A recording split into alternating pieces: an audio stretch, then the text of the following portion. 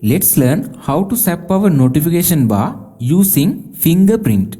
Normally, we can set our notification bar like this, but we can set our notification bar using our fingerprint. Let's learn how to enable this feature.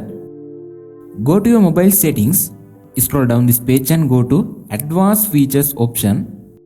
Go to Motions and Gestures option. You can see here Finger Sensor Gestures option. Open and close the notification panel using the fingerprint sensor. You can enable this feature. Now I enable it.